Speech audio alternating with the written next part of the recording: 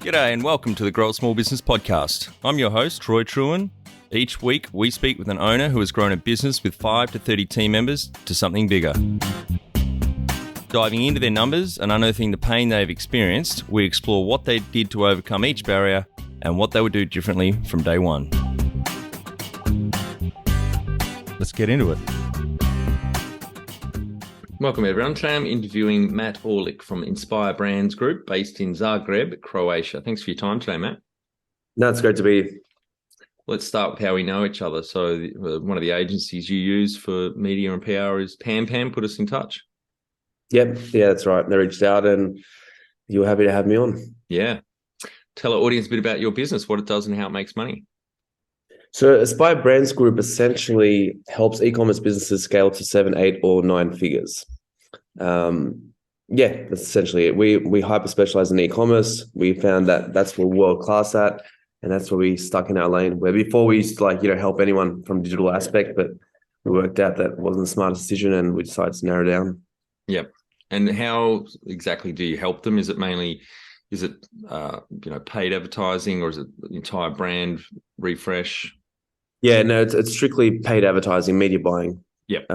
Then we just thought that was what we were best at. So it's Facebook, Instagram, Snapchat, TikTok, Google, YouTube. Those channels we're most prolific in, and yeah, that's what we focus on. Great. How did you start out? So Inspire Brands Group, that company was actually started from a catastrophic event, which happened to me about 6-7 years ago. I used to build brands and I used to distribute them through retailers. And one of the retailers, as we might know in Australia, called Dick Smith, went belly up. Yep. And I lost $5 to $6 million overnight. So then that was a time where I think I had to obviously pivot. And, that was like one of the houses for all my brands, and just left us extremely vulnerable. So we had to, find another way and not be so vulnerable in the future. And for me, the path was digital marketing. So that's when we started going deep into digital marketing to really support our own brands. And once we started getting some good results, people started asking us if we could do it for them. And that's kind of how the agency was born. Yeah, fantastic. And so what year did Inspire Group start and how old were you? I think I started 7 years ago now, 8 years. I was 25 years old. Yep. And you're 32 now? Yeah. Yep. So 7 years ago. Yep. Cool. So 2015, you started. Do you have some key numbers you can share to illustrate the growth of the business over those 7 years? Yeah, look, for us, it was a fairly organic growth because it was all referral. That was through our referral network. So, we started it by charging $2,000 a month to $5,000 a month per client. And as that went up, our biggest client at the moment, we charge $60,000 to $70,000. Wow. A month. Yep. Yeah. Fantastic. And have you had other businesses along the way? Yeah, I've had probably 25 different brands or businesses in the last 15 years. Started when I was 17. Yeah. Maybe do you want to tell us a few of those businesses? You've certainly beaten my number of 15 businesses in 23 years. Yeah, and like we discussed before, it's probably not a good thing, but yeah, I've had everything from, there's no real pattern. They've had everything from laser clinic to manufacturing Easter eggs, had brands in the drone industry, iPhone accessories, had speakers, headphones. I have the license for Umbro and Under Armour in Australia for manufacturing sports apparel. You've still got that license? Yeah, I've still got Umbro. I dropped Under Armour. Long story there, why that happened, but we still have Umbro. That's still operating. And we have Pro Sports Group. We manufactured football and soccer equipment. We also do some work with Audi and Rebel still on the manufacturing side. And we have a skincare business, which we develop skincare products and skincare devices. We're trying to bridge the gap through the dermatologists. We have a supplement company. I have a retail supplement store as well, still. What's that supplement business called? I have Elite Supplements. It's a retail store. Mm-hmm. And also I have Football Supplements, which is an online brand. Yep. Great. Well, it sounds like you like to keep busy then. Yeah. So we always like to ask number of full-time equivalents you started with and where you're at now, maybe on the Inspire Brands group. Yeah, Inspire Brands Group, we started with literally myself and one Facebook media buyer. And now at the moment, we probably have altogether about 12 full-time employees. Yep. And they're all just media buyers really with one project manager. Yep. Fantastic. When was the moment you felt like you had succeeded? To be honest, I can't remember the exact moment, but I know there was a point in time within my career that there's like a weight's been lifted on my back where I just figured that no matter what happens, I'll be all right. Like, because I just proved it so many times myself to start so many companies and have some sort of success. Before it was like, oh, if this company fucks up, then, what's the next one? How can I think of another company? What am I going to do next? But at some stage, it's just like, I just had that self-belief where I'll be able to work it out. Yeah. What does success... Probably, Sorry, go, mate. Yeah, no, that was probably like 8 or 9 years ago. Yep. Great. What does success look like to you? Today, it's fairly different. Today, it's more around creating authentic money than inauthentic money. I think I've created a lot of inauthentic money in the past where some of the businesses that I've developed, there wasn't as much intrinsic motivation apart from the money. So today, it's more around trying to find something where how long can I stay in a business without making $1 from it and still enjoy it? Yeah. So that's kind of the metric that I'm looking at today. Great. Number one thing you'd recommend to marketing a fast-growing business? One channel, one product, one avatar. Very good. Focus. Yeah. And how did you fund your business, or I guess maybe going back to the first business? My very first business, I funded myself. Like anything, I just worked for another company, saved up, and once I had enough, went on my own. Yep. And so with Inspire Brands Group, have you taken on investors or? No. Yeah. No, I've never had any investors. Had some business partners in the past, but never investors. Yep. And so it's just yourself in this one? Yeah. Yeah, great. If you were to start up today with plenty of funding, would you go into your industry? Would I go into my industry?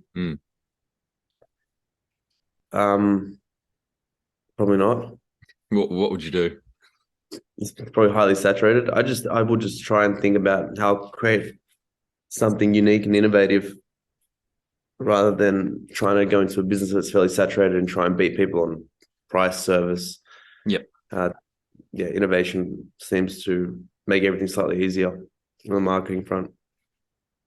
Can you outline the most stressful point in your small business growth journey so our audience can learn from it? Yeah, it's definitely that point where I lost the money with Dick Smith. Sorry, was that just, you said 5 to 6 million, was that just the annual fees they were paying you for, or was it actually? No, that was like how much money they owed me and etc. Yeah. The business. Yeah. So it wasn't just the revenue. Yeah. It was just a total loss. I think it was, that point was a pivotal moment where we had to, I guess, change and re-strategize how we're going to move forward.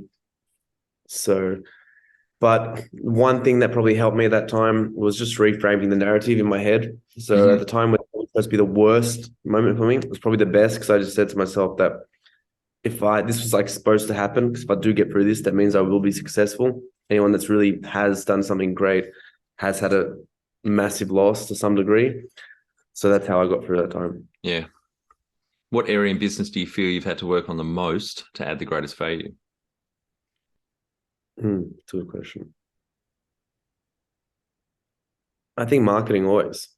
I think if you have the ability to sell something, then really opportunities endless, because sales is the lifeline of any business. Yep, totally. What have you enjoyed least about managing fast growth? Hiring people. Yeah, I reckon half the guests say that. Yeah, it's the hardest thing, because it takes some time to generate enough experience and wisdom to know who to hire and how to hire them. And then manage them, yeah.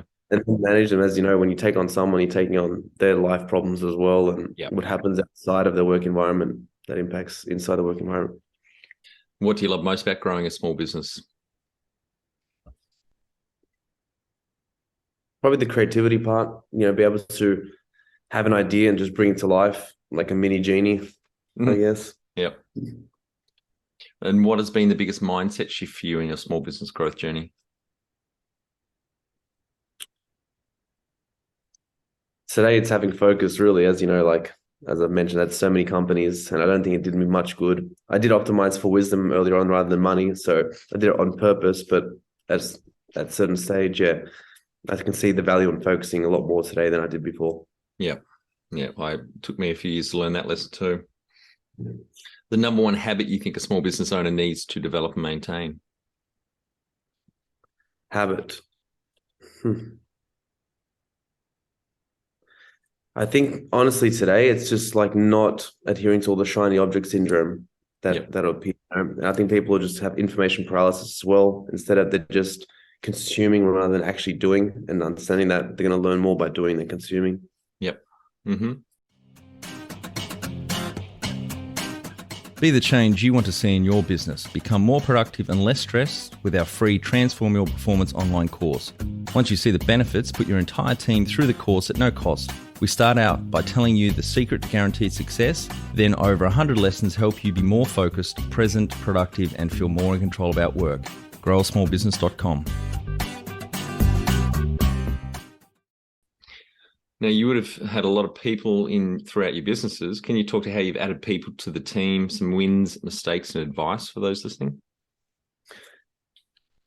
Yeah, so I think my biggest win was understanding that anyone in the market is approachable. I can hire anyone, rather than before was just, putting job posts out and looking at, inbound who's going to come in, rather was going out and finding the people I needed and taking them from other companies.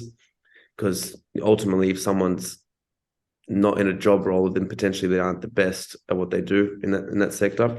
So me going and taking employees from other companies that I feel would be able to bring a lot more knowledge, and I was purchasing knowledge at the same time, made a lot more sense. That's probably the biggest benefit for me. What are some things you recommend to building a sustainable and kick-ass culture to help with the growth? I think the culture starts from when you hire them. So make sure you hire the right people, and then the culture will follow. Yeah, that's a good point.